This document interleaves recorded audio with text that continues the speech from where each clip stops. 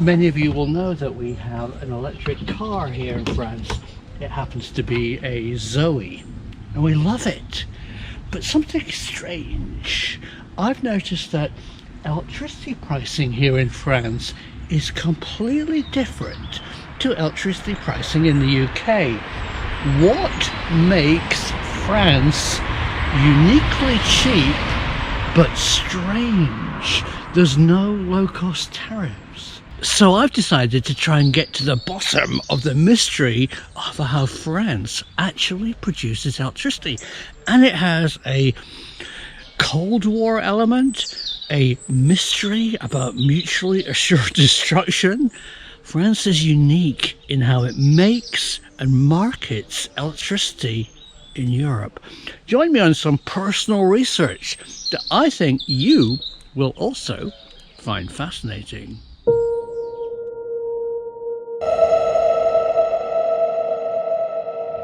Welcome to the cave. So this started as just a personal quest.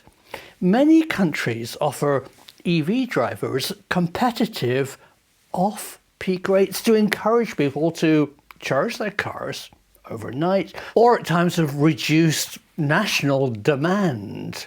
In the UK, overnight pricing can actually be negative, and you can actually be paid to absorb the wind energy, which the UK is changing to. So it made sense for me, living here in France, to look for an off-peak rate to charge the car and to help protect France from the overload of peaks and to use its green energy.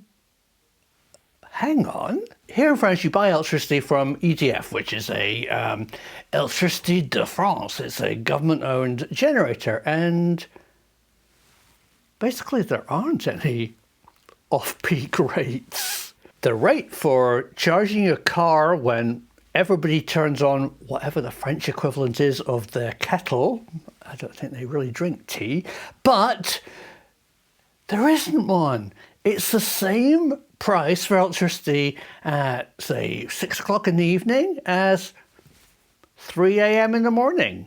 Why? I just wanted to answer that question. And that led me down a rabbit hole to discover how France is unique in the world in making electricity. And it all started way back in time. France, a proud and unique nation with some of the best scientists in the world. We all remember Marie Curie. Well, in fact, France really was at the forefront of looking at the effects of radioactivity. It's actually a French word. And also France stands alone in the world. It felt very let down in World War II that France was so easily invaded. And its biggest fear was that Britain, NATO, and the United States wouldn't step in to protect France if it was ever invaded, say, by the expansionist communist powers of the 1960s. So France decided it needed its own way of deterrent. But before we get to that, and that's a fantastic story, let's go back and look at the Manhattan Project, one of my favourite subjects, where you had British, Canadian, American, Israeli, and a few French people building the bomb. At the end of the war and a successful explosion and an early end to the conflict in Japan, the scientists all went back to their home countries. Many of the scientists were from Israel, and they started their own research, and nothing happened in France. So France was feeling a bit out of the picture, so they did a deal with Israel. So Israel and the French scientists decided to build France an atomic bomb. Why? Why does France need an atomic bomb? They had a very different idea to defence to Britain and America. at the time of the Cold War, where both the Soviets and the Americans were building a stockpile of enormous destructive power, which led to an interesting concept of mutual assured destruction, which actually is probably the safest part of the Cold War history, because there was a balance. The terrible, destructive wrath of any nation that fires weapons to the other, they knew they would be obliterated. So nobody pressed the button. By now, France, using the Israeli Manhattan Project scientists and their own genius scientists, built their first bomb, which they exploded in Algeria, a French colony at the time. But by 1962, they'd lost Algeria and moved their weapons testing program to French Polynesia in the Pacific. But hang on, to make a bomb, you need processing facilities, you need a reactor, and it's often sold as a power station, and it's not, it's producing plutonium for bombs, and that's exactly what France did. But France did something really strange with their bombs. They didn't really have enough nuclear weapons to be part of mutually assured destruction. They weren't scary enough. They liked the concept, and Charles de Gaulle said, you know, if you kill 80,000 Frenchmen, we'll kill 800,000 Ruskies, in a classic, quite provocative statement.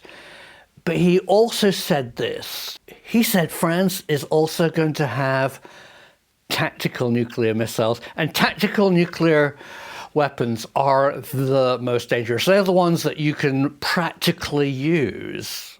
Rather than just be mutual destruction, you're actually going to use them as a big bomb. And France built these missiles that could be fired onto Germany if the Soviet Union tanks ever started coming towards Western Europe to invade France, because France didn't trust Britain or America would help.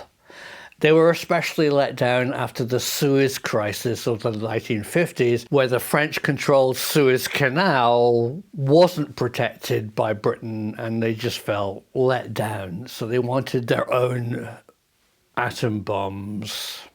So France built a trident of nuclear power, land, sea, and air, dropped nuclear missiles to protect France only. Up to 1996, they exploded the tests in French Polynesia.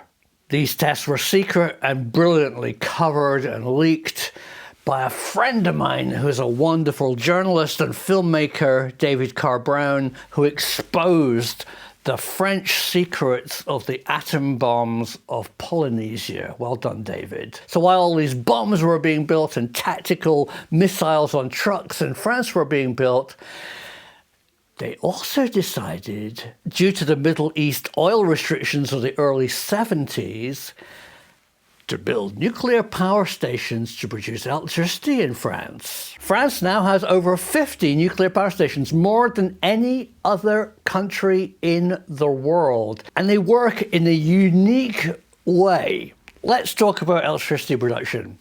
What you want if you're making electricity is a stable base load. And then when there's peaks, little power stations like hydro pump stations or natural gas or even oil or coal that you can bring online quickly to take out those peaks and keep the frequency the same.